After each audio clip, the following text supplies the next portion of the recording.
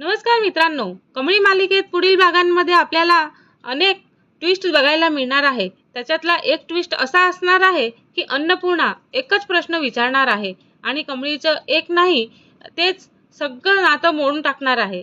घरात सगळे लोक हॉलमध्ये जमलेले असतात। वातावरण खूप तणावपूर्वक असतं आणि अन्नपूर्णाच्या चेहऱ्यावरती संताप, दुःख आणि अस्वस्थता एकत्र आपल्याला दिसते। कमळी समोर उभी असते आणि तिच्या डोळ्यातही पाणी साचलेलं असतं। अनिका, कामिनी आणि रागिनी थोड्या अंतरावरती उभे असतात। त्यांच्या चेहऱ्यावरती बाहेरून काळजी पण मनातून समाधान असतं। अन्नपूर्णा थरथरत्या आवाजामध्ये कमळीकडे पाहतात आणि अन्नपूर्णा भावनिक आणि रागाने म्हणत असतात, कमळी, आज मी तुला शेवटचा एकच प्रश्न विचारणार आहे आणि फक्त एकदाच हो म्हण आणि फक्त एकदाच सांग की तू माझी नात आहेस। घरामध्ये एकदम शांतता पसरते। कमळीच्या डोळ्यामध्ये अश्रू दाटतात आणि तिचं मन हेलावून गेलेलं असतं, पण ती स्वतःला सावरते आणि अन्नपूर्णा अजून आवाज मोठा करत म्हणतात, सांग कमळी, तू सांग, फक्त एक हो म्हण, माझं आयुष्य बदलून जाईल। तेव्हा अनिका, कामिनी आणि रागिनी एकमेकींकडे बघून हलकसं हसतात, जणू त्यांना उत्तर आधीच माहिती असतं। कमळी खोल श्वास घेते आणि कमळी थरथरत्या आवाजामध्ये म्हणते, नाही। तेव्हा मी तुमची नात नाही हे शब्द ऐकताच अन्नपूर्णाच्या चेहऱ्यावरती एकदम मोठा धक्का बसतो। तिच्या डोळ्यातलं पाणी अचानक व्हायला लागतं आणि अचानक धाड करून अन्नपूर्णा कमळीच्या गालावरती जोरात कानाखाली मारते आणि घरामध्ये सगळेच जण स्तब्ध होतात।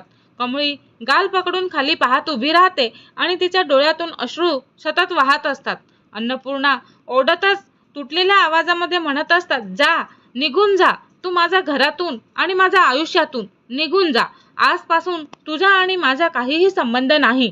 कमळी रडतच ती म्हणत असते, आजी, मी, असं म्हणत असते, पण अन्नपूर्णा अजूनच जोरात ओरडतात आणि म्हणतात की मला आजी म्हणू नकोस, तू माझी नात नाहीस, तू कधीच माझी नव्हतीस।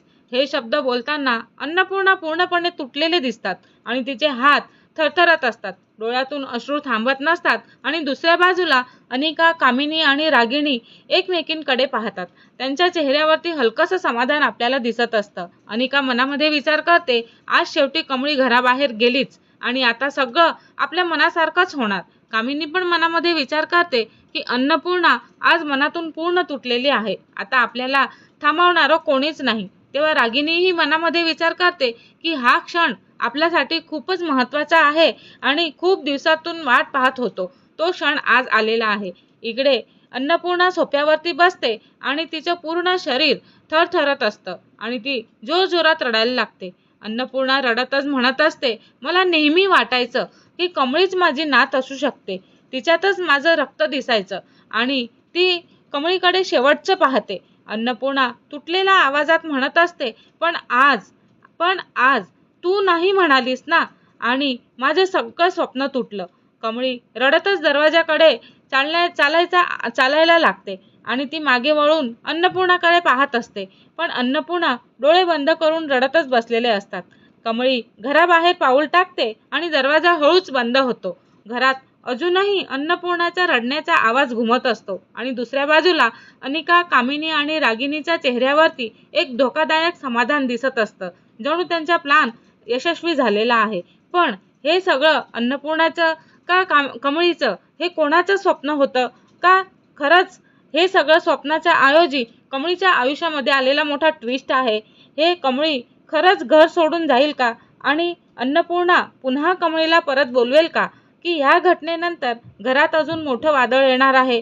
पुढे येणार आहे एक असा ट्विस्ट जो सगळ्यांचं आयुष्य बदलून टाकणार आहे। आणि हे बघण्यासाठी आमच्या चॅनलला लाईक, शेअर आणि सबस्क्राईब करायला विसरू नका। धन्यवाद।